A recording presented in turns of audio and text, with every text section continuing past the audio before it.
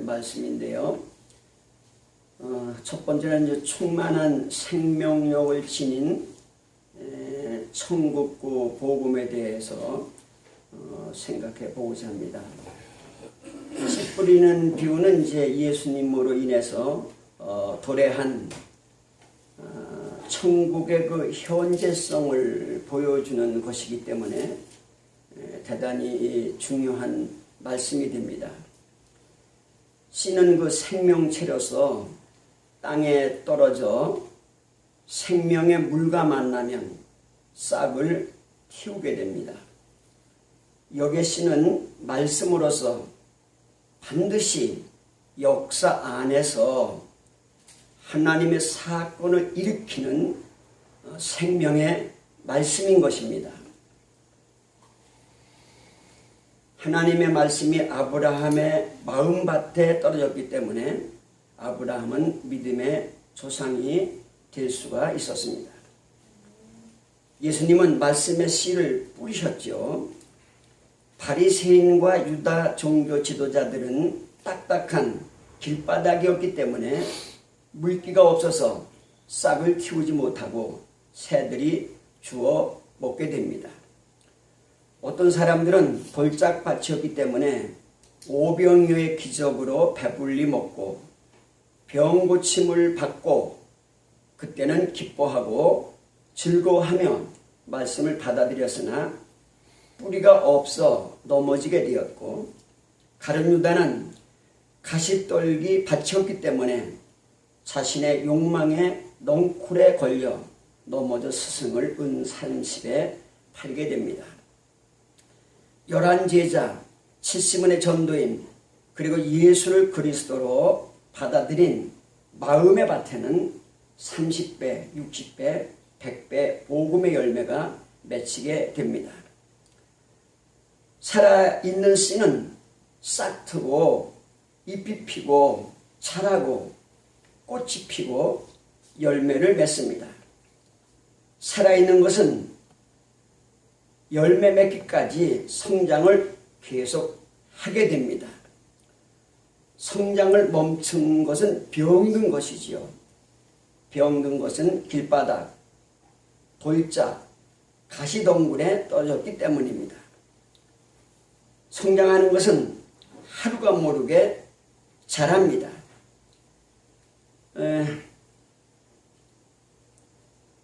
우리가 예수님 말씀, 복음서에 있는 말씀을 가만히 생각해 보면 할 얘기가 무궁무진하게 많이 있는데, 예수님께서 말씀하신 그 내용 쪽으로 사람들이 생각하는 것이 아니고 이상하게 어떤 학문적이고 또는 신학적이고 또는 이념적이고 또는 교리적이고 꼭 또 자기가 아주 뾰족한 묘한 구원론이 됐든 종말론이 됐든 아니면 요한계시록이 됐든 아주 오묘하고 본인 나름대로 신비한 이야기거리를 만들어서 이제 우리가 복음이라는 이름으로 전하는 경우가 대단히 많은데, 복음서에서 기록된 그 예수님의 말씀과 행위는 그런 쪽으로 발전돼갈 여지가 별로 없습니다. 오늘 시에 대한 것도 이건 농사 지어보지 않은 사람은 이 설교하기 힘들어요. 예수님이 농사꾼이잖아요. 그분 건축하시고 또 아버지는 농부다 그렇게 말씀을 하십니다. 노동이라고 하는 것을 괜히 하는 것이 아니고 신앙으로 하는 겁니다. 신앙은 노동을 하게 해요. 아멘. 우리가 기독교 사랑의 종교 그러잖아요. 노동 없이는 사랑이 안 되는 거예요. 노동 없는 사랑은 이념적이고 그냥 우리가 말로 하는 거지 어떻게 땀 흘리지 않고 힘쓰고 애쓰지 않고 누구를 무엇을 또는 하나님을 사랑할 수 있겠습니까? 그건 불가능한 거죠.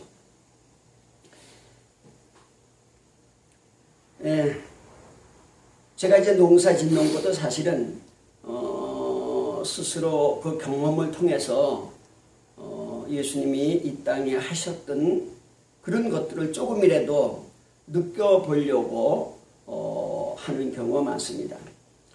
한 가지 이제 우리가 잘 알면서도 별로 기억하지 않는 이야기 하나를 하고 넘어간다고 하면은 씨를 뿌리면 반드시 싹이 나겠죠. 쭉 싹 나지 않았습니까? 근데 그게 자라죠. 그 신비가 거기 있죠. 뿌리가 딱 이제 땅에 이렇게 뻗어 나갑니다.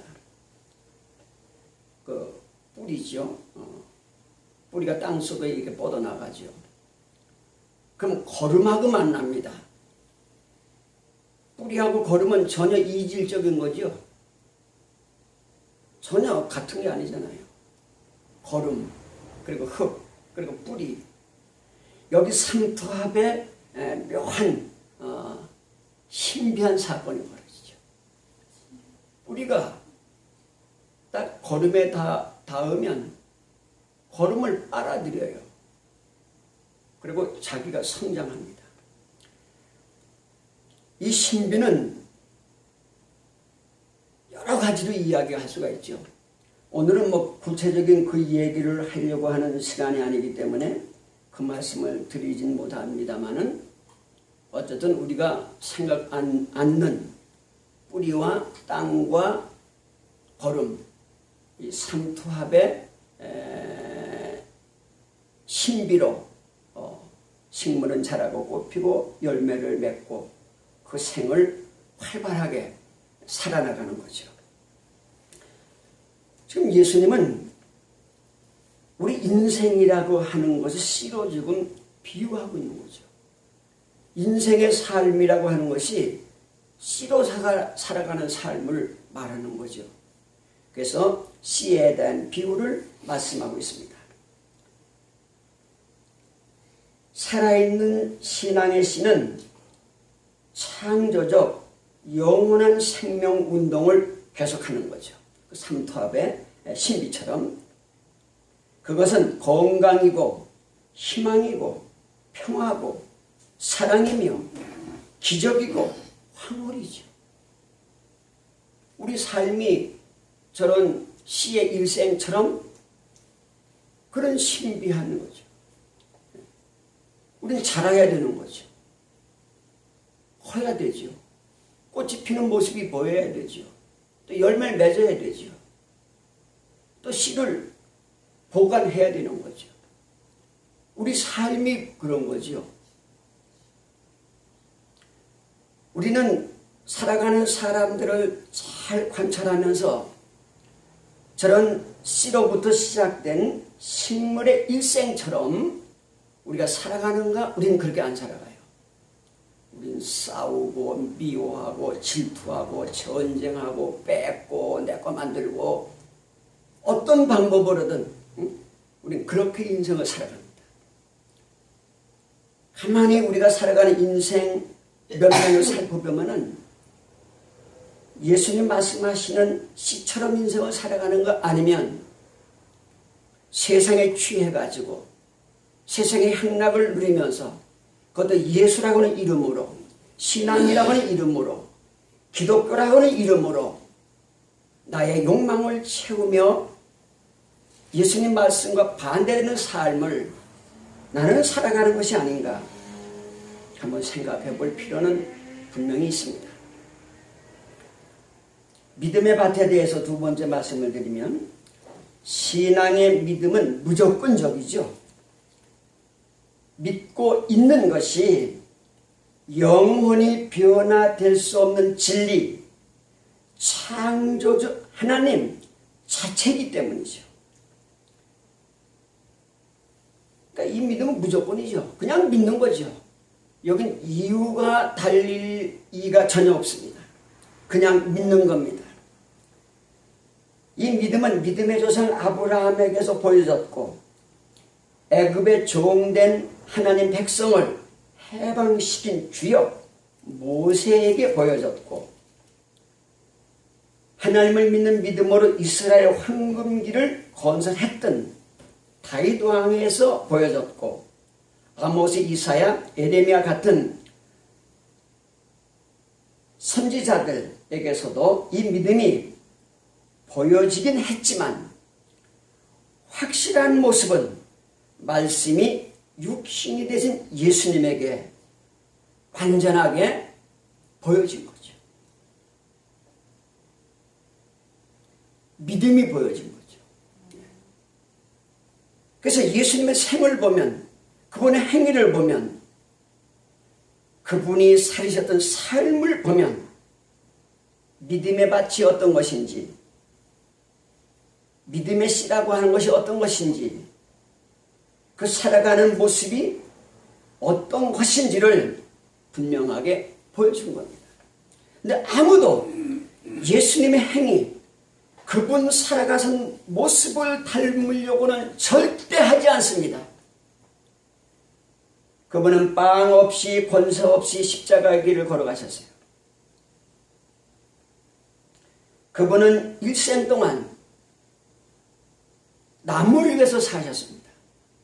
개인주의적으로 산 것이 아니고 다른 사람을 위해서 철저하게 사신 거죠. 우린 지나치만큼 개인주의적이고 이기적인 것이고 내 주관적인 겁니다. 뭐든지 내 생각하고 조금만 다르면 배타적이죠. 그리고 갈라지고 쪼개지고 나눠주고 합니다. 그게 우리의 습성이죠. 예수님은 그 반대의 삶을 사셨습니다. 남에게 맞춰진 거죠. 자기를 나타내지 않았어요. 자기를 주장하지 않았어요. 철저하게 남을 도왔습니다. 그게 예수님의 생이죠. 노동하는 생이죠. 여러분, 노동은 여러 가지가 있겠죠. 좀 농사 짓는 것만 노동으로 얘기하는 건 아닙니다만 어쨌든 노동하는 삶은 남을 위하여 살아가는 삶이라고 하는 것은 철저하게 자기 개인주의적인 것이 아니고 타인의 행복을 위하여, 타인의 기쁨을 위하여 살아가는 거죠. 예수님은 하나님과 하나다 그랬고요. 예수님이 인간이니까요. 육신을 입으셨으니까. 그러니까 예수님에 있어서 하나님은 신인 동형론이에요. 우리는 예수님에게서 신인 동형론을 봅니다. 이 신인 동형론은 그 이후로 안디옥 학파에서 상당히 아주 활발하게 전파되다가 헬라와 라틴을 만나면서 그 사상은 사라지게 되죠. 그리고 비유도 신인 동형론이 아니라 사유적이고 영원불멸적이고 형이상학적이고 그렇게 바뀌어 나가죠. 근데 성경도 그렇고 안디옥 학파들은 하나님을 아버지로, 나와 동행하는 아버지로, 내 집에 갇힌 식구로 그렇게 생각을 한 거죠. 근데 헬라나 라틴에서는 전혀 그렇게 하나님 인식하지 않았습니다. 하나님은 상상만 한 거죠. 그 철학자 하나님이죠. 예수님의 하나님은 나는 아버지에게로 왔고 아버지에게로 갈 것이고 아버지에게 배웠고 배운 것만 얘기하고 들었고 같이 있었고 나는 하나다 그런 거죠. 예수님과 하나님은 절대 둘이 아니에요. 완전히 하나입니다. 우리는 하나입니까? 절대 아니죠. 내가 유리할 때만 하나님은 나와 하나지요. 나와 반대된 절대 하나님은 나와 하나 아닙니다. 원수를 사랑할 때 하나님 나와 하나입니까? 아니죠. 여러분 미워하잖아요, 원수. 근데 하나님은 여러분과 하나 아닙니다. 우리는 하여 얼마나 많은 사람 미워합니까? 나와 맞지 않는 사람은 얼마나 우리는 마음속에 은근히 미워합니까? 그리고 안 되길 바라잖아요. 나와 맞으면 오케이. 그건 하나님 뜻이죠. 나와 조금이라도 다르면 그건 하나님 뜻이 아니죠. 예수님의 생애는 예수님 믿음 밭에 뿌려진 말씀의 씨의 일생이었죠.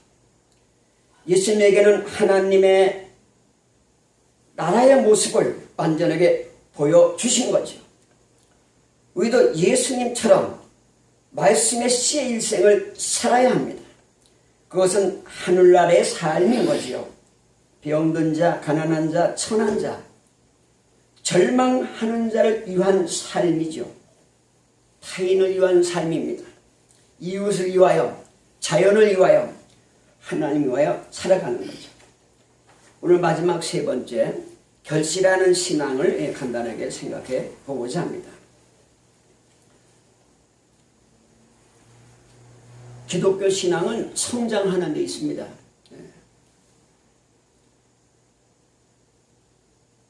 씨가 떨어지면은 조그마한 싹이 나고 자라고, 겨자씨는 제일 작지만 큰 나무로 자라지 않습니까? 씨를 뿌려놓는데 안 자라는 거 있습니까? 왜 예수님은 인생을 씨로 비유합니까? 왜 우리 신앙을 씨로 비유합니까?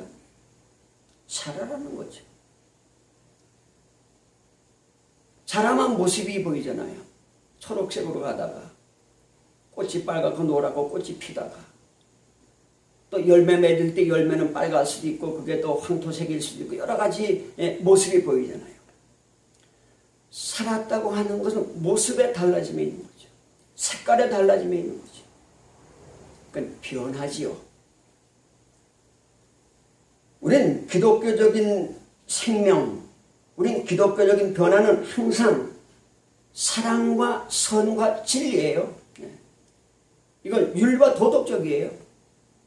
다른 쪽 해석할 여지가 없어요. 기독교적 성장은 사랑이고요, 선이고요, 진리고요, 온전한 것이고요, 거룩한 것이고요, 죄성은 전혀 없는 거죠. 기독교 성장은. 우리는 성장할 때 그 성장을 말하는 거예요. 실용주의 성장, 대형교회를 세워가지고 신나는 것처럼 한 50년 지나왔지만 사라져버렸잖아요. 실용주의적 성장은 성장이 아닙니다. 실용주의적 성장은 자연을 파먹고 자연을 파괴시키고 남을 무너뜨리고 남이 망한 자리에 내가 성공하고 그래서 나 성공하는 거죠.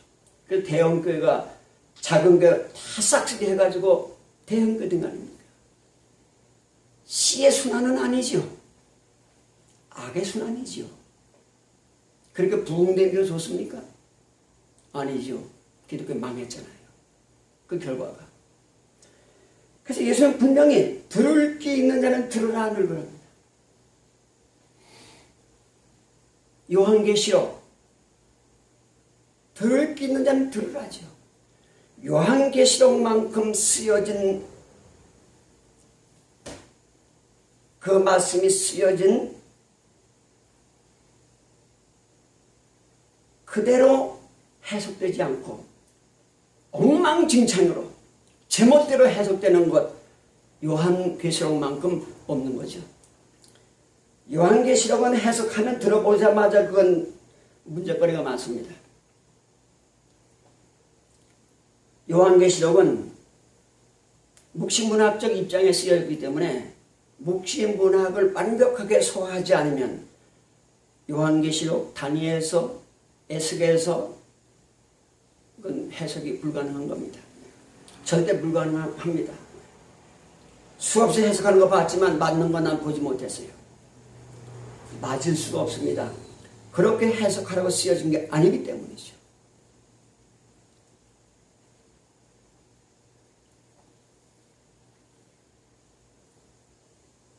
씨는 생명의 본질입니다. 씨는 생명의 과정을 거쳐 다시 생명의 근본 씨로 돌아갑니다. 영원한 생명의 본질 씨는 흐르는 세월, 시간 속에서도 죽지 않는 씨로 남지요. 씨로 남는 겁니다. 싹으로 남는 게 아니에요. 씨는 천년을 사막에 있다가도 그 안 죽어요. 씨는 생명이 있기 때문에. 그리고 지구가 바뀌어가지고 기후가 바뀌어가지고 비가 오면 거기 싹이 틉니다. 천년 후에. 씨는 작든 크든 생명이 있는 거죠. 기독교가 생명의 종교라고 하는 게 뭡니까? 문화를 아름답게, 예술을 창조하고, 인간이 인간답게 살고, 전쟁 없는 나라, 미움 없는 세상, 질투, 반목질시가 없는 정말 인간답게 살아가는, 정말 존경하고 사랑을 믿고 의지하고 살아가는 정말 인간의 모습이 보이는 그 삶을 살아가라고 하는 건 아니겠습니까? 그게 기독교가 말하는 생명이죠. 그게 기독교는 영원한 생명이죠. 왜 기독교가 안 믿는 사람에게 불신을 당합니까? 왜 싸우려면 교회 가서 싸우라고 사람들이 얘기를 합니까? 교회는 힘을 잃어버린 거죠. 우리가 신앙하는 모습을 가지고는 세상 사람을 교회로 불러 모을 수 없습니다. 불가능합니다. 현재 같은 우리 상태의 신앙 가지고는 아무도 교회 안 옵니다. 그래서 씨는 영원한 지금이죠. 씨로 있는 거니까. 시간 속에 영생은 지금이죠.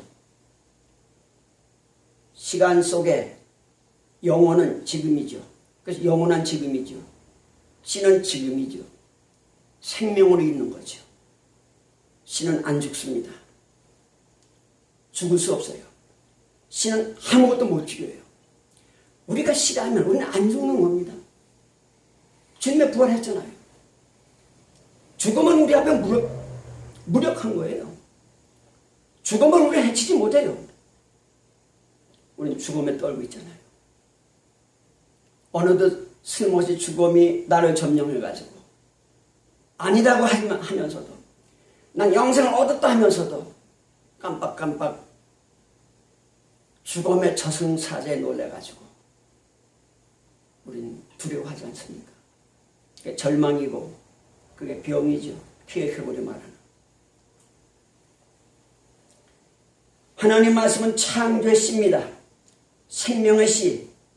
말씀이 육신을 입은 예수님이죠.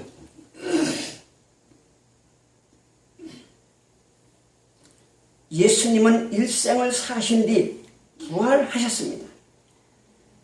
우리는 예수님의 영원한 생명을 이어받았습니다. 그래서 우리는 영원한 생명이 있는 거죠. 우리가 예수님 생명 안에 살아가고 있기 때문이죠. 예수님 생명 안에 살아가고 있기 때문입니다. 예수님 생명으로 살아가기 때문이죠. 빵 없고 권력 없고 십자가의 길로 가는, 우린 땅 사고 집 사고 막 성공했다니 축복받았다지 않습니까? 그건 전혀 축복과 상관없는 겁니다. 땅은 다 그분 거죠. 재산이 다 그분 거죠. 그분 거를 내가 갖고 내 거라고 할 수 있습니까? 그건 안 되는 거죠. 우린 내가 스스로 나를 증명하고 있는 거죠.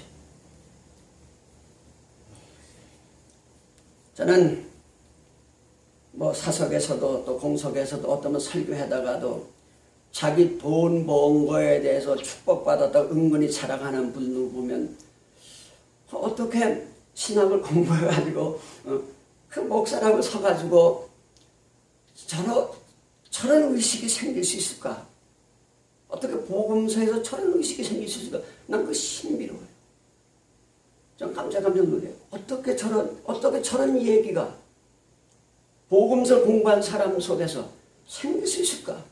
전 놀라워요. 그게 기적입니다. 그러니까 교인이 떠나죠. 그 말 듣고.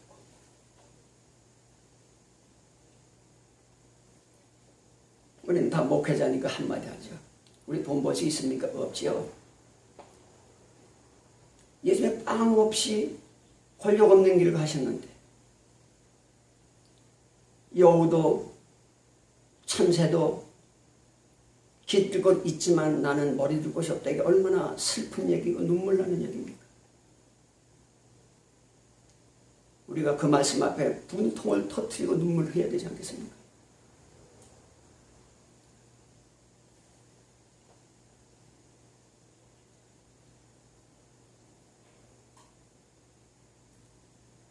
부활은 그런 소유욕이 사라졌을 때 부활이 있는 거죠. 예. 부활은 그 소유욕으로부터 부활하는 거예요. 예. 그거 갖고서 부활 못합니다. 천국 어림도 없지요. 죽어보시려 가나 못 갑니다. 절대 못 갑니다. 갈 수 없습니다. 그건 가게 돼 있는 게 아니죠.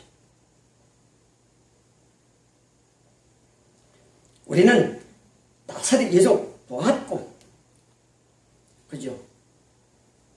그분이 하나님인 줄 믿었고, 지금은 그분의 영이신 성령님이 우리와 함께 동행하심을 믿지 않습니까?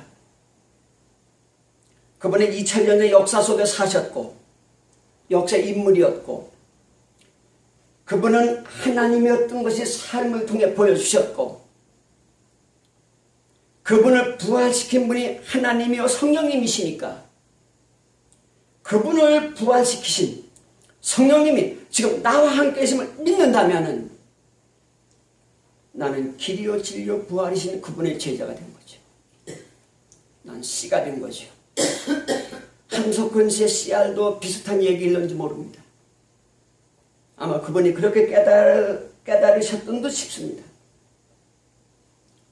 씨알은 죽는 게 아니죠. 그건 죽을 수 없습니다. 씨알은 살아있는 거죠. 우리가 씨알이라고 하는 거죠. 살아있다고 하는 거죠. 어떻게 살아있죠? 예수로 살아있는 거죠. 바울은 이제부터는 내가 사는 것이 내 속에 그리스도가 사신 것이다. 나는 그분과 만나기 위해서 죽기를 원하지만 내가 복음을 증거해 살아있노라. 빌립보서 아닙니까? 그분이 죽기를 원했어요. 그분과 같이 있어요. 이건 이해하기 힘든 겁니다. 이건 신학적으로는 이해가 불가능한 겁니다. 나는 그분과 같이 있고 싶어 죽고 싶지만 복음을 증거하게 살아있노라 하는 거죠.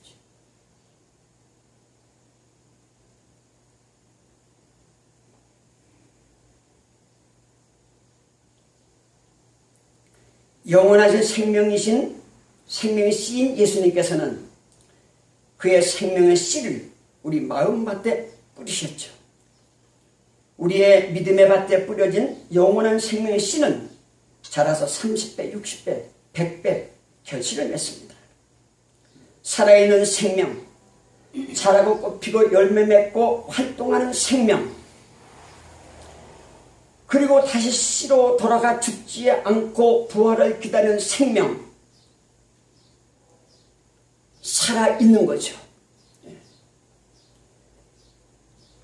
한 가지 말씀을 드리면 예수 믿는 사람이 모인 데는 희망에 넘쳐야 되는 거죠. 희망에 넘쳐야 되는 거죠. 세상 사람들이 보지 못하는 어떤 세계가 거기 있어야 되는 거죠. 세상, 영생이 저런 거구나. 교인들이 저렇게 모여있으니 저렇게 사는 모습이 저기 영생이구나. 내가 교회 가야 되겠다. 생명운동 교회에 있으니까, 그죠? 삼투압의 신비가 교회에 있으니까요. 근데 교회 가죠. 자기 발로 찾아오는 거죠. 오라서 갑니까? 생명이 거기 보이는데 교회는 영원한 생명을 보여주지 못하고 있습니다. 교리 싸움이나 하고 신앙 논쟁이나 하고 학문의 상납덕 속에서 배운치기나 하지 삶으로 보여주는 건 아무것도 없지 않습니까? 우리는 오늘 말씀으로 돌아가야 됩니다. 우리는 시로스의 생을 살아가고 그래서 모든 사람들에게 내가 사는 모습을 보고 그가 주님 앞으로 돌아올 수 있도록 최소한도 우리는 그렇게 살아야 되리라 믿어서 감히 오늘 박사님들만 모이신 앞에 부족한 제가 하나님은 증거한 이거는 하나님의 말씀을 증거 드리는 거니까요.